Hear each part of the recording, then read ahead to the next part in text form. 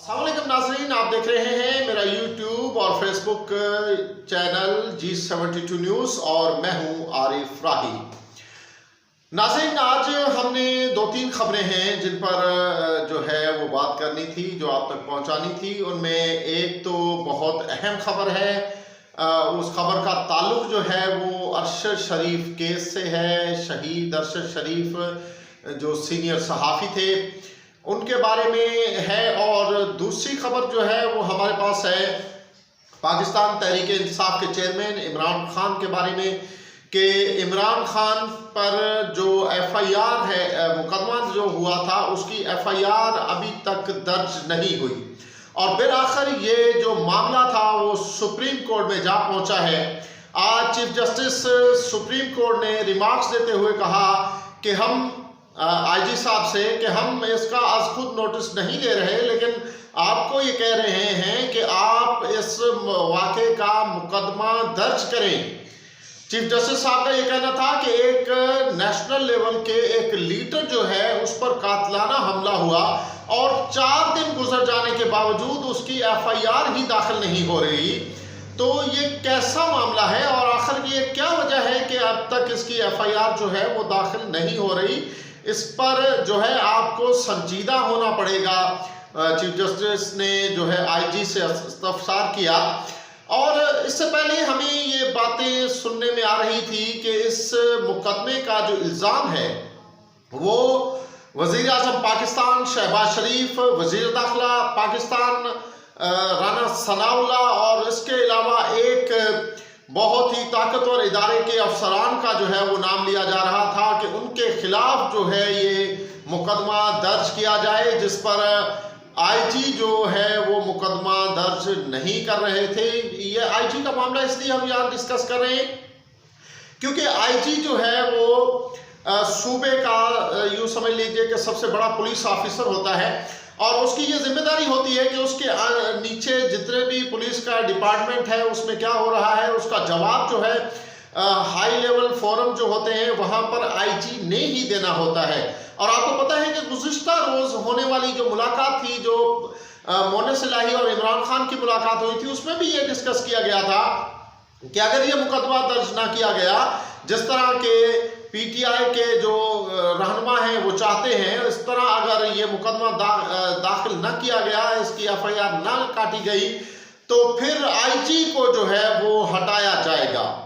क्योंकि आईजी जो होता है वो फेडरल गवर्नमेंट की तरफ से एक ऑफिसर होता है और ये कहा जा रहा था कि उन पर बहुत हाई लेवल का जो है प्रेशर है। उस प्रेशर की वजह से आईजी इस मुकदमे में केस दाखिल नहीं कर रहे हैं और हालांकि इसको काफ़ी वक्त गुजर चुका है, 4-5 रोज होने वाले हैं। हालांकि कोई भी जो मुकदमा है उसकी एफआईआर यानी फर्स्ट इंफॉर्मेशन रिपोर्ट जो है वो जल्द अज जल्द जो है वो दर्ज की जाती है ताकि उस मुकदमे की तफ्तीश जो है वो की जाए। लेकिन यहाँ पर डेडलॉक था और ये एफआईआर दर्ज नहीं हो रही थी। आज आखिरकार सुप्रीम कोर्ट ने आईजी को ये कहा है कि आप इस वाक़े की एफआईआर दर्ज करें और तहकीक करें कि आखिर ये जो मामला है ये क्यों जो है हल नहीं हो रहा और क्यों एफआईआर दाखिल नहीं की जा रही, इसके पीछे क्या मुहर्रिकात है और कौन से दबाव हैं। तो उम्मीद की जा सकती है कि अभी ये मुकदमा जो है वो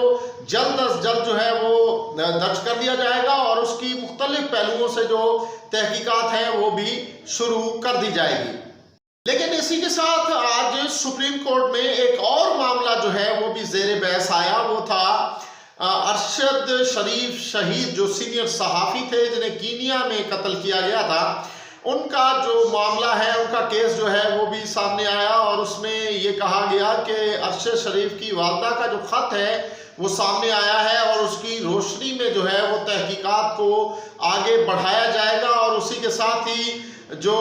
कीनिया में तहकीक करने के लिए, इन्वेस्टिगेशन करने के लिए जो टीम गई थी वो भी वापस आ जाएगी आज ही और उससे भी मालूमात ली जाएगी। लेकिन इसके पसे पर्दा एक जो बात सामने आ रही है वो ये आ रही है कि इस केस में जो इन्वेस्टिगेटर हैं उन्होंने इस केस को मजीद इन्वेस्टिगेशन करने से माजत कर ली है और उनका कहना ये है कि ये वो ये केस जो है वो इन्वेस्टिगेट नहीं कर पाएंगे, वो इस केस से जुदा होना चाह रहे हैं। तो ये जो चीज़ें हैं ये इस केस को जाहिर है थोड़ा सा ऐसा बना रही हैं कि जिस पर सोचने को जो है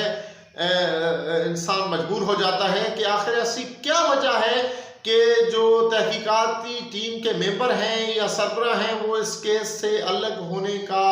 जो है वो सोच रहे हैं और ऐसी खबरें जो हैं वो गर्दिश कर रही हैं। अगर ऐसा है या इन खबरों में कोई सदाकत है तो फिर यकीनन इनके पीछे कुछ अहम जो हैं वो बातें होंगी, जिसका जिक्र फिलहाल तो सामने नहीं आ रहा, लेकिन आगे चल के इनकी कुछ बातें ज़रूर सामने हमारे आएंगी। और इस केस का जो है वो मुझे लग रहा है कि जिस तरह पाकिस्तान में बेशुमार हाई प्रोफाइल केस हमारे सामने आए जिनकी तहकीकात भी मुकम्मल नहीं हो सकी या कुछ की तहकीकात जो थी वो ऐसी हुई कि जिस पर किसी को एतबार ही नहीं है। और एक और ख़बर जो आज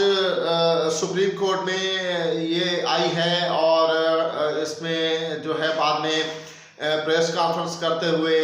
जो है सेनेटर आजम सवाती ने एक बार फिर ये मामला उठाया है। इस वीडियो के मुतालिक बात करते हुए सेनेटर आजम सवाती का कहना था कि ये वीडियो जो है वो बिल्कुल दुरुस्त है और ये वीडियो बिल्कुल भी फेक नहीं है। इस मामले को किसी और तरफ खींचने की कोशिश की जा रही है और उनकी नाजेबा वीडियो बनाने वाले शख्स को बचाने की कोशिश हो रही है। इस वजह से ये कहा जा रहा है कि ये वीडियो जाली है। हालांकि इसी पर FIA की जो रिपोर्ट आई थी वो ये आई थी कि ये वीडियो जो है वो जोड़कर बनाई गई है, कंप्यूटर टेक्नोलॉजी का इस्तेमाल किया गया है। लेकिन इस बात को आज सेनेटर आजम सवाती ने यकसर मुस्तरद कर दिया। उनका ये कहना था कि ये वीडियो जो है ये जाली नहीं है, ये वीडियो दुरुस्त है और इस केस के जो हकाइक हैं उसको छुपाने की कोशिश की जा रही है। तो यकीनन इन पर जो हम बात करें तो इन वाक़यात पर यकीनन पेशरफ्त होनी चाहिए और इन का मुहर्रकात सामने आने चाहिए और इनके पीछे और पसे पर्दा कौन से लोग हैं उनको यकीनन जो है वो आवाम के सामने लाना चाहिए, उनके खिलाफ कानूनी कार्रवाई करनी चाहिए ताकि कोई भी ऐसी वीडियो बनाने की दोबारा जुर्रत ना कर सके।